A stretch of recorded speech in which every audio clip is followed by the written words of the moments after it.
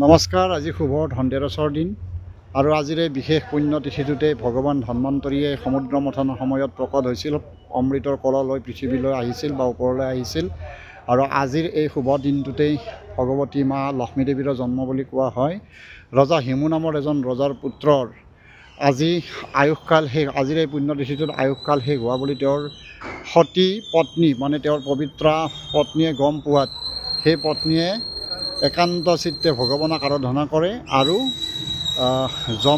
যমৰ দূতে তেওঁৰ স্বামীক লৈ যাব নোৱাৰে বা তেওঁৰ আত্মাটো নিব নোৱাৰে, তাৰ কাৰণে তেওঁ গোটেই ঘৰটো পোহৰাই তুলিছিল বা এটা লেম্প জ্বলাই ৰাখিছিল আৰু গোটেই উজাগৰে তেওঁ তেওঁৰ স্বামীৰ লগতে কথোপকথন কৰি আছিল। সেয়েহে আজিৰ এই বিশেষ পুণ্যতিথিটোত যম দেৱতাৰ নামত দক্ষিণ দিশত এগছি চাৰিমুখী চাকি প্ৰজ্বলন কৰিলে আমাৰ আয়ুসত যদি কিবা জ্যোতি আছে সেই আয়ুসৰ জ্যোতি নাইকিয়া হয় বুলি কয় বা যম দেৱতা সন্তুষ্ট হয় বুলি কোৱা হয়। সেয়েহে আজি পাৰিলে সন্ধিয়াৰ ভাগত এগছি চাৰিমুখৰ চাকি দক্ষিণ দিশত প্ৰজ্বলন কৰিব।